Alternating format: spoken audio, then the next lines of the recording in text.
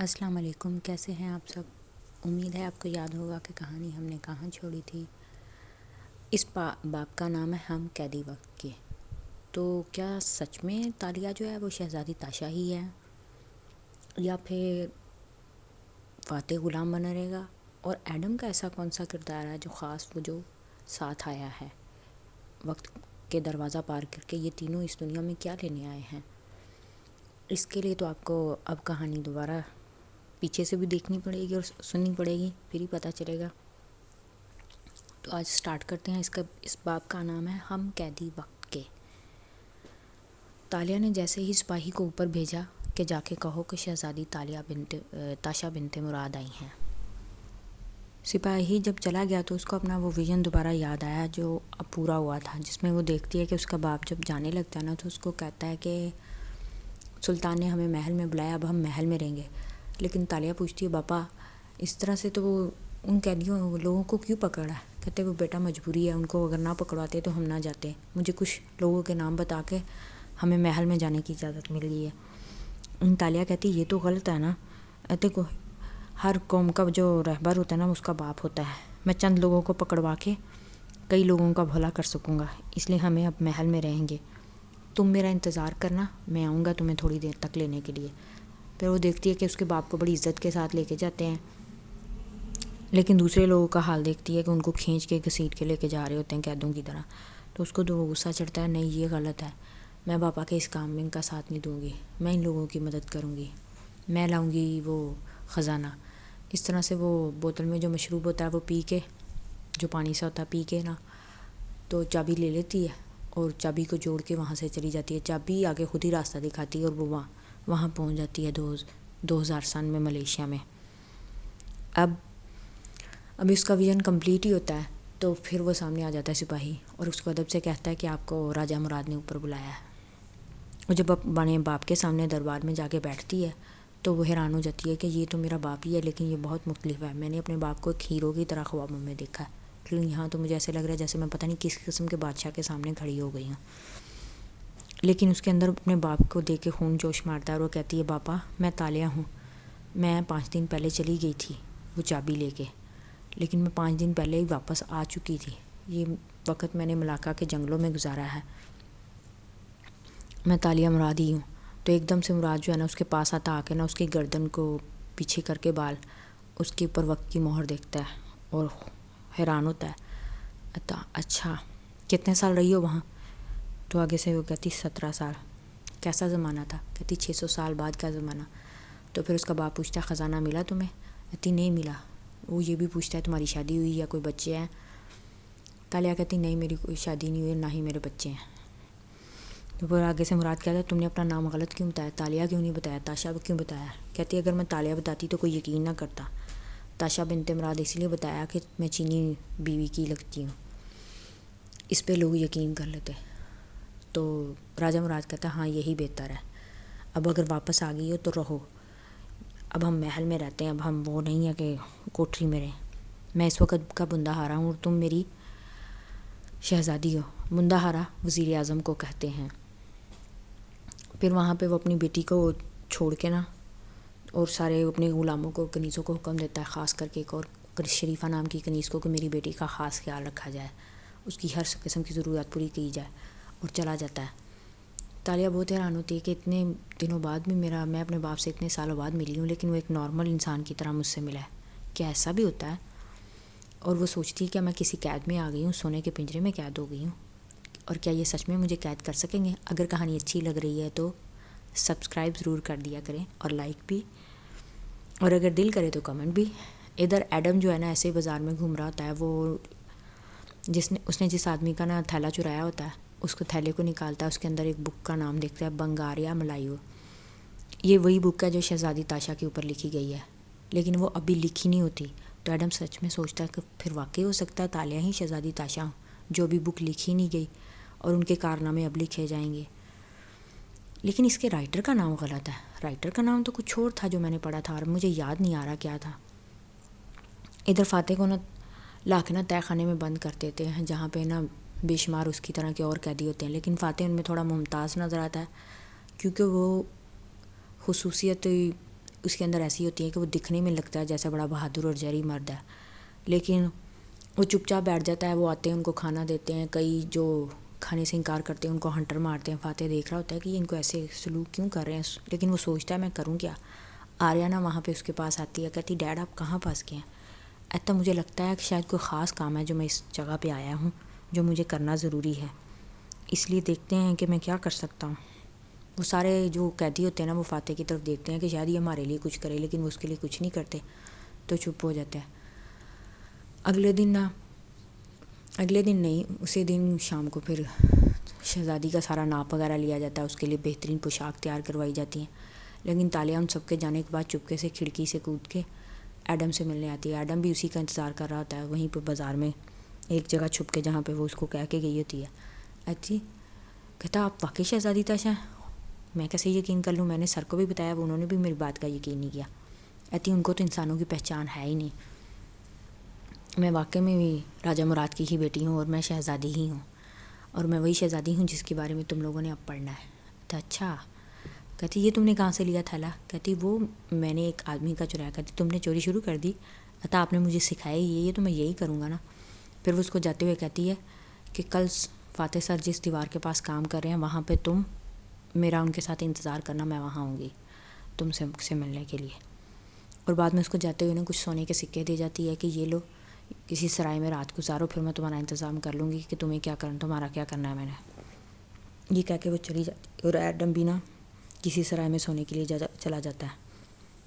اگلے دن جب صبح ہوتی ہے تو فاتح کو سارے وہ کھانا کھلانے کے لیے پھر آتے ہیں قیدی وغیرہ، لیکن فاتح جو ہوتا ہے نا وہ ایک دم سے کھڑا ہو جاتا ہے ہنٹر والے آدمی کے آگے اور اس کو اشارے سے کہتا ہے کہ نہیں تم ہنٹر نہیں چلاؤ گے، یہ کھانا کھائیں گے میں کھلاؤں گا. پھر وہ سب کو حکم دیتا ہے کہ تم لوگ کھانا کھاؤ گے چپ چاپ، شور بھی نہیں کرو گے، جو کام کہہ رہے ہیں کرو اور چپ کر کے کھانا کھاؤ اور عزت سے کھانا کھاؤ.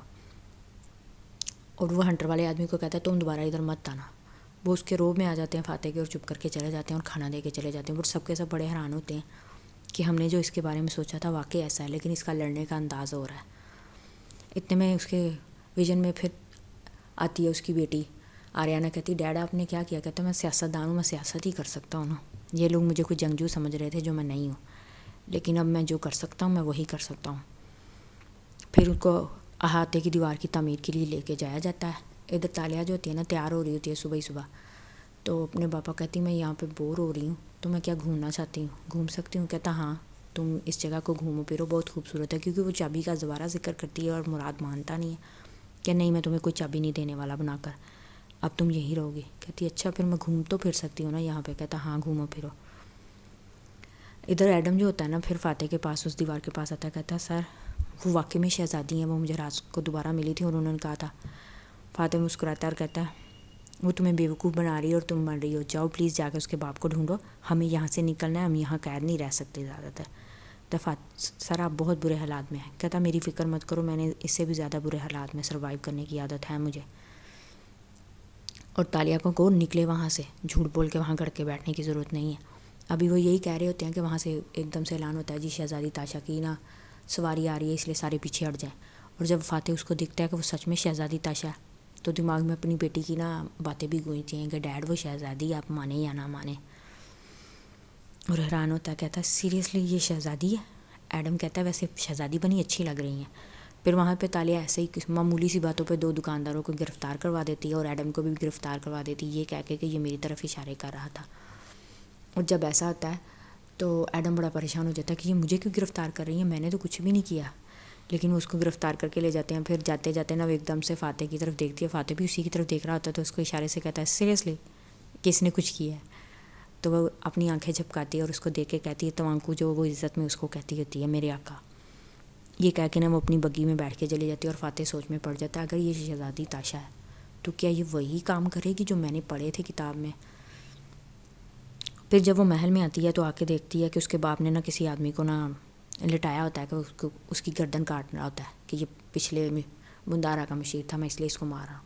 تو کہتی پاپا مارنا ضروری ہے؟ کہتا ہاں اپنی طاقت کا اظہار دکھانا ضروری ہوتا ہے.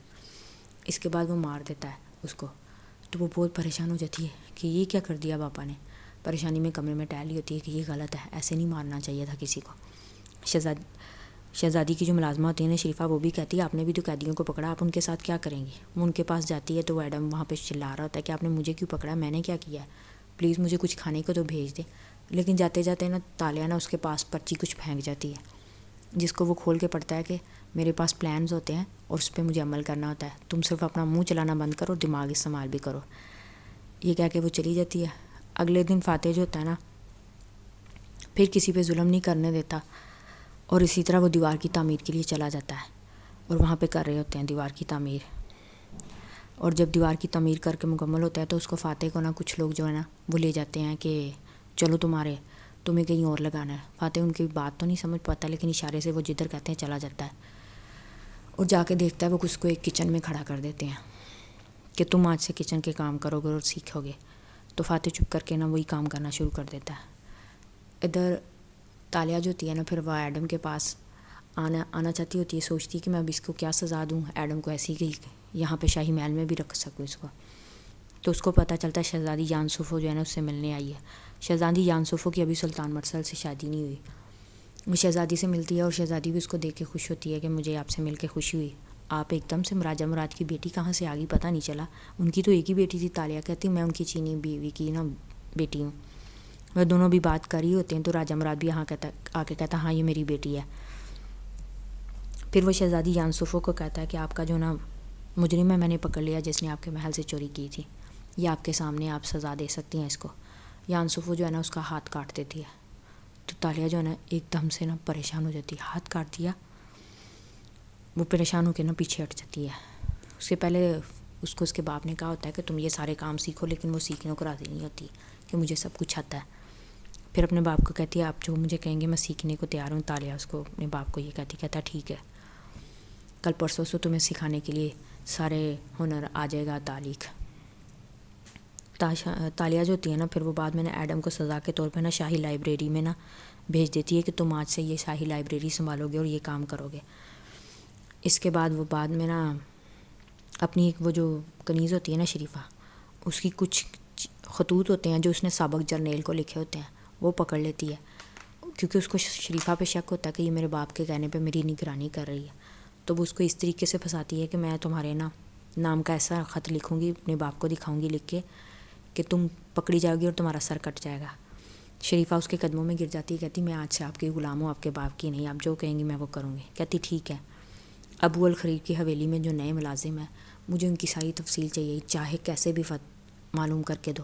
فاتح نام کا ایک ملازم ہے خاص کر کے اس کی کہ وہ اس وقت کدھر ہے. کہتی ہاں ابو الخرید بہت ظالم ہے، وہ لوگوں کو ایسے ہی ناجائز قید رکھتا ہے اور بعد میں ان کی نا بولیاں لگاتا ہے اور ان کو بیچ دیتا ہے. تو تالیہ حیران ہوتی ہے کیا انسانوں کی بولی؟ کہتی ہاں. پھر وہ ایک آدھے دن تک نا اس کو ساری انفارمیشن لا دیتی ہے کہ جو غلام فاتح ہے نا اس کو کچن میں بھیجا گیا. تو وہ اس سے نا ادھر فاتح جو ہوتا ہے نا وہ لیٹا ہوتا ہے تو وہ سوچ رہا ہوتا ہے کہ کیا میں یہی کام کرنے کے لیے یہاں آیا تھا یا میرا مقصد کچھ اور تھا. آریانہ بھی اس کو کہتی ڈیڈ یہ آپ کہاں پھنس گئے، آپ کہاں ایک سیلیبریٹی اور آپ کو کھانا پکانا پڑا ہے. تو وہ بھی اپنے نا ویژن سے خود ہی بات کر کے کہتا ہے کہ مجھے ایک وقت میں کھانا پکانا بہت پسند تھا لیکن بنا نہیں سکا. ابھی وہ یہی سوچ رہا ہوتا ہے کہ ایک دم سے کچھ روشن دان سے نا رسی لٹکتی ہوئی نظر آتی ہے. وہ حیران ہو کے رسی کو دیکھتا ہے اور اوپر چڑھ کے آتا ہے. اوپر آتا ہے تو آ کے بیٹھی ہوتی ہے، تالیہ بیٹھی ہوتی ہے. تالیہ اس کو دیکھ کے احترام سے کہتی ہے تم آنکو، اور وہ بھی اس کو شہزادی کہتا ہے. تو واقعی تم شہزادی ہو؟ کہتی ہاں. کہتی تم یہاں پہ آئی کیسے ہو؟ وہ آگے سے بولتی ہے جو مجھے آتا ہے وہ میری جان بچا سکتا ہے، اور مجھے دو ہی کام آتے ہیں، بلی کی طرح دیواریں پھلانگنا اور ہو بہو کسی بھی چیز کی نقل تیار کرنا. اس سے میں نے ایک کنیز کی وفاداری خرید لیا اور وہ مجھے یہاں تک لے کے آئی ہے. پھر فاتح کہتا ہے تو اچھا تم واقعی میں اگر شہزادی تاشا ہو تو شہزادی تاشا نے تو بہت اچھے کام کیے تھے، کیا تم اس وقت کر سکتی ہو اور ہم تاریخ میں موجود ہیں اور ہم تاریخ بنائیں گے؟ کہتی ہاں لکھا ہے. آپ نے بنگارا ملائی بک پڑھی ہے؟ کہتا ہاں پڑھی ہے. تو کیا آپ مجھے بتا سکتے ہیں میں نے ایسے کون سے کام کیے تھے؟ کہتا نہیں میں تمہیں نہیں بتا سکتا، کیونکہ میں چاہتا ہوں کہ اگر تم نے وہ کام کیے ہیں تو تم اپنی مرضی سے کرو، جو کرو گی تم کرو گے. ہو سکتا ہے کتاب جھوٹی بھی ہو، اس لیے تم اپنی ہی مرضی ہی کرو.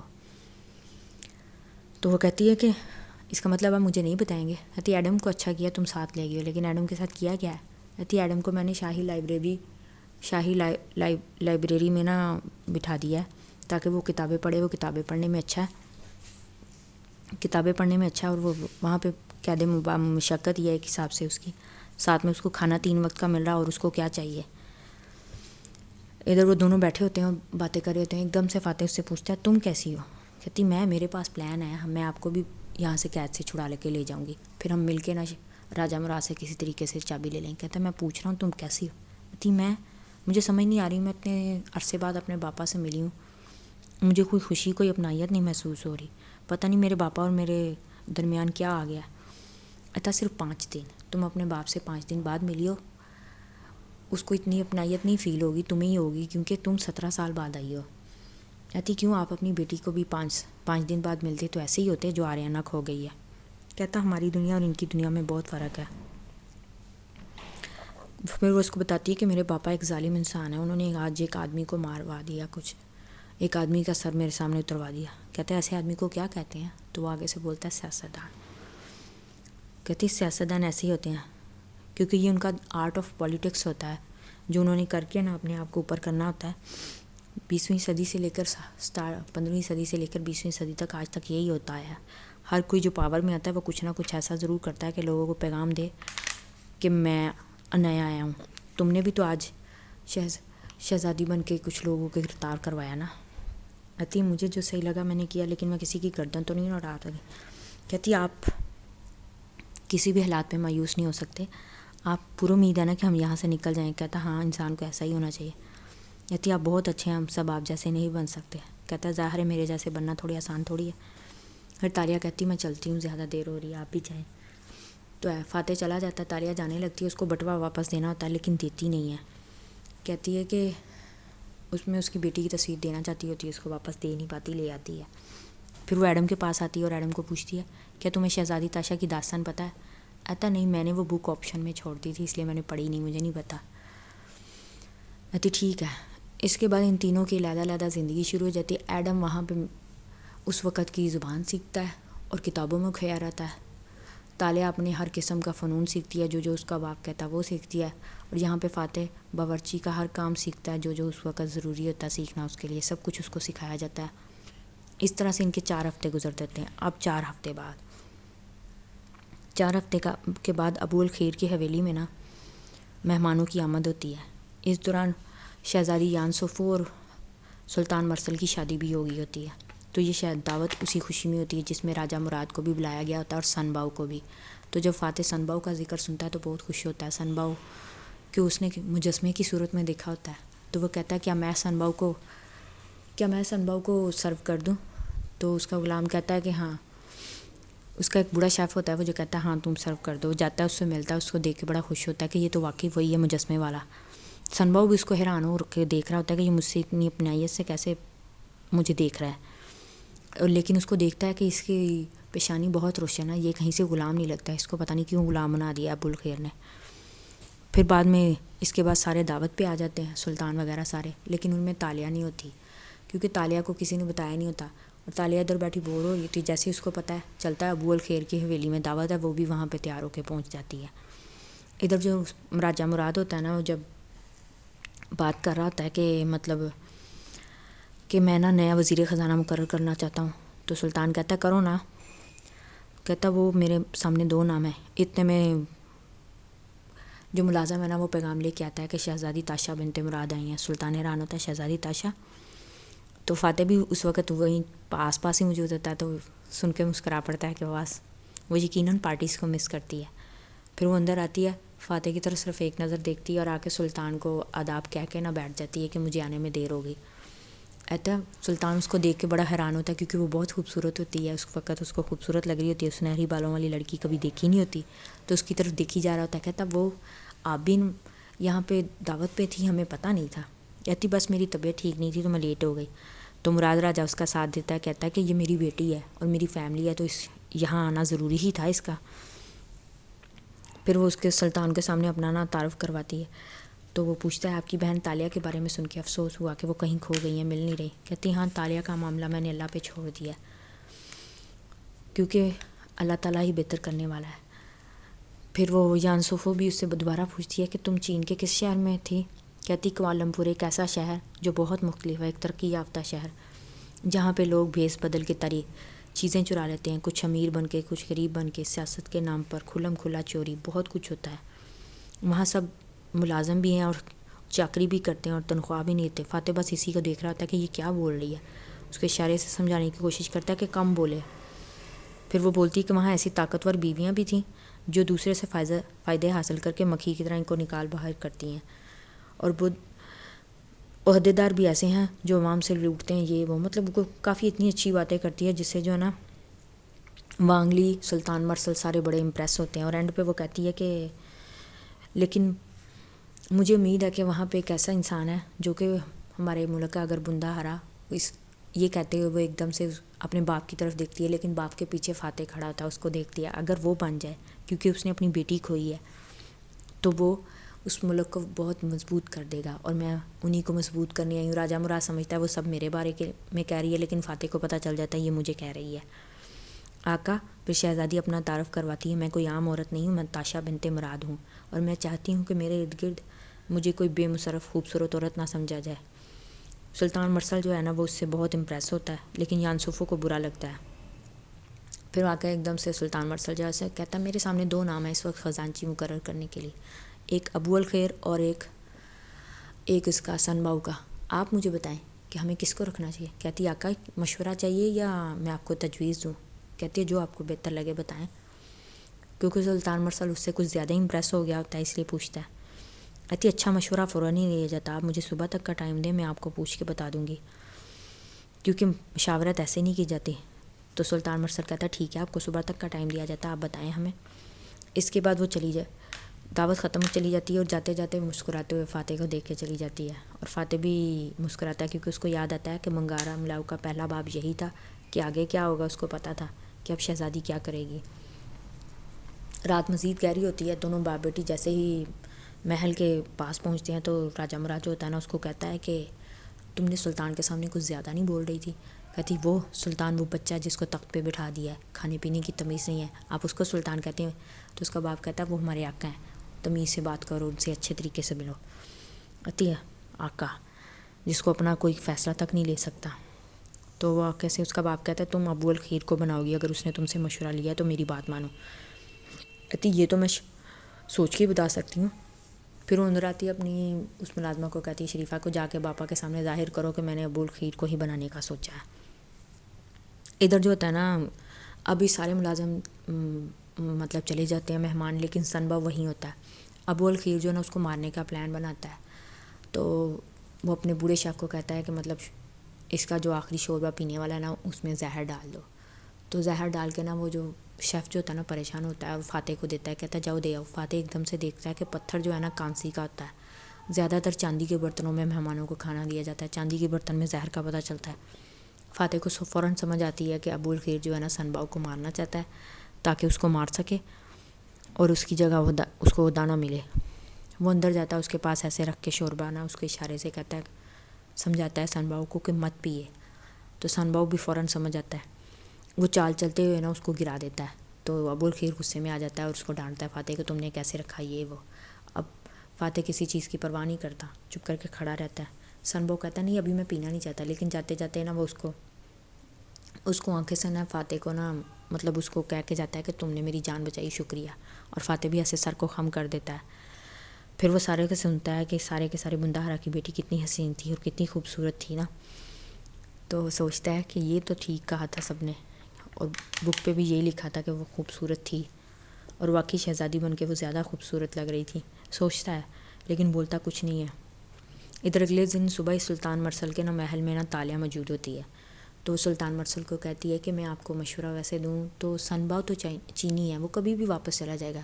ابو الخیر ملاقہ کا ہی ہے، تو اس لیے ہمیں ان کو ہی چوز کرنا چاہیے. باقی آپ کی مرضی، آپ زیادہ سمجھدار ہیں آقا. یہ کہہ کے وہ باہر آنے لگتے ہیں. ادھر یانسوفو بھی صبح صبح تیار ہو کے جاتی ہے کہ میں سن باؤ کے حق میں فیصلہ دلواؤں، اور ادھر راجہ مراد بھی آ رہا ہوتا ہے کہ میں اس کے ابو الخیر کے حق میں فیصلہ دوں. لیکن آگے سے جب تالیہ کے ساتھ اس کو سلطان مرسل کو دیکھتے ہیں دونوں چونک جاتے ہیں. یانسوفو سوچتی ہے کہ یہ راجہ مراد نے جان بوجھ کے اپنی اتنی خوبصورت بیٹی کو سلطان کے سامنے پیش کر دیا ہے کہ وہ اسی کی ہر بات مانے گا. سلطان مرسل باہر آتا ہے تالیہ کے ساتھ اور کہتا ہے کہ میں دربار میں اعلان کرتا ہے کہ میں ابو الخیر کو نیا خزانچی بناتا ہوں. تو یہ سن کے راجہ مراد جو ہے نا خوش ہو جاتا ہے، لیکن یان سفو کو غصہ چڑھ جاتا ہے، لیکن وہ ضبط کر جاتی ہے اور کہتا ہے میں ساتھ ساتھ نا تالیہ شہزادی تاشا بنت مراد کو بھی ایک عہدہ دینا چاہتا ہوں، وہ آج سے میری خاص مشیر ہے، وہ مجھے مشورہ دیا کریں گی ہر کام میں۔ تو تاشا بہت حیران ہوتی ہے، کہتی جی آقا مجھے آپ کا عہدہ قبول ہے۔ پھر وہ راجہ مراد کو حکم دیتا ہے کہ ان کا قلمدان دیا جائے۔ تو جب اس کو قلمدان دیا جاتا ہے، کہتی میں نئی مشیر ہونے کے ناطے ایک فیصلہ کرنا چاہتی ہوں آج، شاہی مورخ کو بلایا جائے۔ جب شاہی مورخ کو بلایا جاتا ہے تو وہ وہی انسان ہوتا ہے جس سے ایڈم نے اس کا تھیلا چرایا ہوتا ہے۔ وہ آتا ہے تو وہ اس سے پوچھتی ہے تمہیں مصر کی تاریخ پتہ ہے، تمہیں یہ پتہ ہے وہ پتہ ہے، لیکن وہ سب میں نہ کھولتا ہے۔ کہتی ایسے آدمی کو ہم کیسے شاہی مورخ بنا سکتے ہیں، تمہیں تمہاری نوکری سے نکالا جاتا ہے، لیکن میں تمہیں قتل کرنے کا حکم نہیں دوں گی، تمہیں جلا وطن کیا جاتا ہے، تم چلے جاؤ یہاں سے، اور تمہیں تمہاری سابقہ تنخواہ بھی دی جاتی ہے۔ یہ کہہ کے نا اس کو بھیج دیا جاتا ہے۔ جان سوفو ایک دم سے غصہ کرتی ہے، اگر کوئی شاہی مورخ ہی نہیں ہوگا تو تاریخ کون لکھے گا؟ کہتی میرے پاس ایک ایسا پچھلے دنوں لڑکا آیا ہے جو اچھا خاصا مطلب بکس میں اس کو انٹرسٹڈ ہے، یہ اس کو بکس کی اتنی نالج ہے اور ساری دنیا کی کافی نالج ہے، تو ہمیں ایسے انسان کو شاہی مورخ بنا چاہیے۔ کہتی اور اس کا نام کیا ہے؟ کہتی آدم بن محمد۔ ادھر فاتح جو ہوتا ہے نا ایک بوڑھے شیف سے پوچھتے ہیں آج کیا تاریخ ہے؟ کہتا ہے تم نے تاریخ کا کیا کرنا ہے؟ کہتا تاریخ آج وہ تاریخ ہے جس دن شہزادی نے نیا مورخ مقرر کرنا تھا جس کا نام تھا آدم بن محمد، اور فاتح کو یہ بھی پتہ ہوتا ہے کہ آدم بن محمد کون ہوگا، ظاہر ہے ایڈم۔ پھر وہ اپنے شہزادی گھر آ جاتی ہے، اور جب سو کے اگلے دن اٹھتی ہے تو ایک دم سے پھر اس نے خواب میں کوئی ویژن دیکھا ہوتا ہے۔ رات کو سلطان مرسل نے اس کو کافی گفٹ بھیجے ہوتے ہیں، جن میں ایک رنگ اس کو بہت اچھی لگتی ہے، سرخ یاقوت کی، وہ اس نے ہاتھ میں پہنی ہوتی ہے، اور خواب میں وہ پھر اس انگوٹھی کے ساتھ ایڈم کو دیکھتی ہے۔ کسی پہاڑی پہ نا خزانے کا ذکر ہو رہا تھا، وہ اٹھ کے کہتی خزانہ سچ میں ہے، یہ میرا ویژن نہیں تھا، میں نے سوچا تھا کہ خزانہ تو وہیں ختم ہو گیا جہاں ہم چھوڑ آئے تھے، لیکن خزانہ تو ابھی بھی ایگزسٹ کرتا ہے، اس کا مطلب جب میں واپس جاؤں گی تو خزانہ ہمارے ساتھ ہوگا۔ تو آج کے لیے اتنی ہی، امید ہے آپ کو اچھی لگی ہوگی، اچھی لگی ہے تو like subscribe and share my channel. Take care, اللہ حافظ۔